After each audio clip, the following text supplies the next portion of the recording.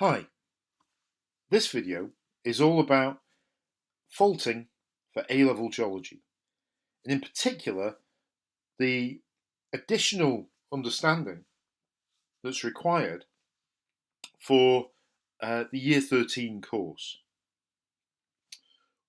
We've looked already at the different aspects of a fault and also, to some degree, their causes. What I want to do today in this video is link faulting with the stress that creates that fault. Now, the type of fault does depend on which way the stress is applied to a rock. Remember, stress is the force applied to it to make it deform. Now, we can split this stress into three components, all of which are at right angles to each other. We have our maximum stress, the minimum stress, so that those are the directions in which there's most force being applied and least force being applied. And at 90 degrees to both of these, we have our intermediate stress. Although really, we don't really worry too much about that. It's always parallel to the fault plane and doesn't tell us a very great deal. It's the relationship between the maximum and minimum stresses that really matters. Okay, let's have a look at a few faults. This is a normal fault. We can see it's a normal fault for several different reasons. The crust here is extended, the hanging wall has been down thrown, the dip there is towards the down throw side. Now, normal faults, as we've learned, are the result of tension stress.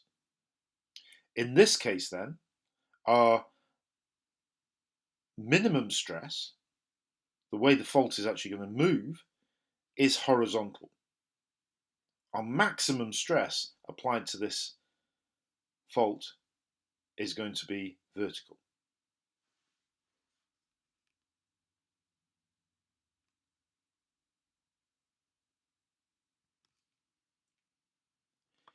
If we contrast this with a reverse fault, one created by compression, here we can see the maximum stress directions are horizontal as the blocks get pushed together.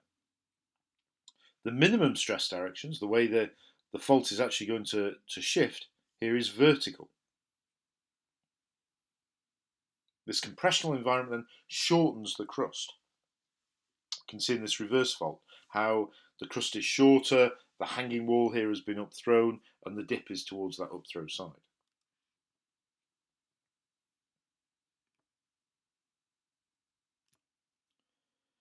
Strike slip faults are different.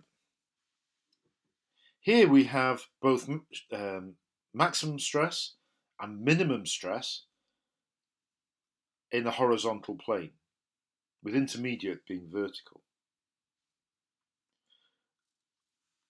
The maximum stress, sigma max there, you can see is at an angle to the fault plane, usually around 30 degrees, with the minimum stress at right angles to that.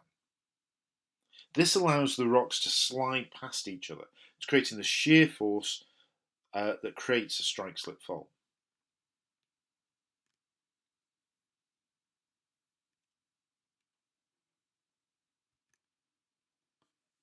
In addition to thinking about principal stress directions, there are some other additional ideas that we need to think about in terms of the different elements of a fault for A-level.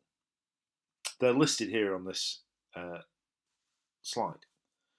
We need to think about things called slickensides, which are what happens along the fault plane, and features or rocks such as fault gouge, fault Brecher, and a rock called Milanite that form actually along that fault plane.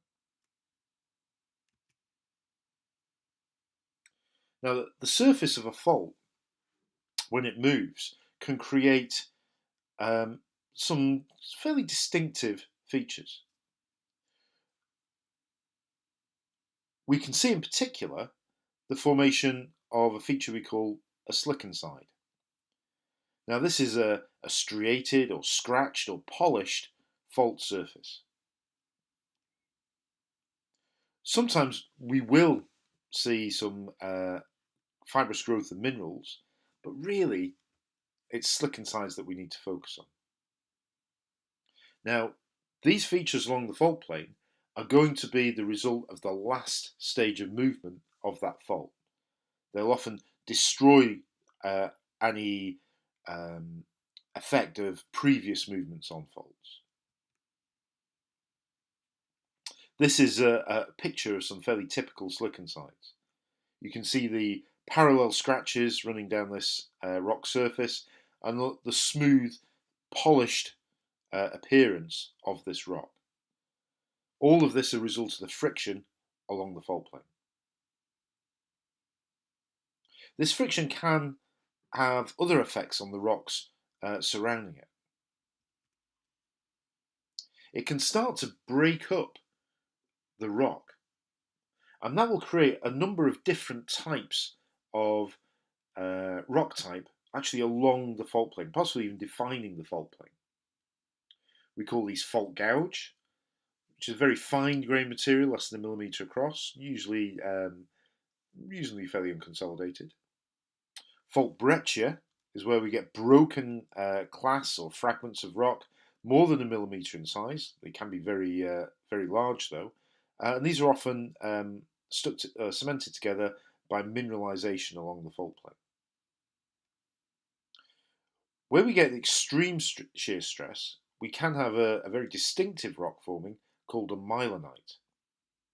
This is where the individual grains within a rock will actually start to deform and break. And we can get a very strong orientation, a very strong foliation within the rock. I'll show you what that looks like in a moment. This is a fault breccia. You can see if you look at the beds in the sedimentary rocks either side of the fault that runs down the middle here, there's displacement of beds. Along the fault plane, we have this zone of rock that's clearly from this particular location, but has been shattered. It's been broken up by the movement of the fault. We also get a hint of the mineralisation that's happened along this fault plane as mineral-rich fluids have been able to use this as a pathway to travel through the rock, precipitating the minerals as they went. A fault gouge is a bit more of a subtle feature. You can see here this dark band running diagonally across the rock is actually a fault gouge. Quite tricky to recognise. The fragments here are very, very fine. Really, a wider view of this might give us more indication that this is actually a fault.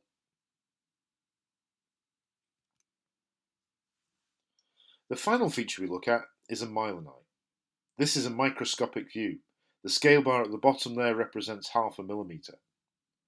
You can see though that there's a very strong foliation within this rock, caused by the shear stress of the fault movement. The breaking up of individual grains within this has created these very, very distinctive, characteristic even, lens-shaped structures within the rock. This is distinctive of a milanite. This is changed to the extent that really we'd regard this as a metamorphic rock, created by dynamic or cataclastic metamorphism, and an indicator of some very strong fault movement. Okay. From this we can see that the orientation of stress applied to a rock is crucial in determining the type of fault that's produced. Once we've worked that out, we can also find additional information about that fault movement by looking closely at the fault plane, the surface of that fault plane, and any rocks that we find down with it.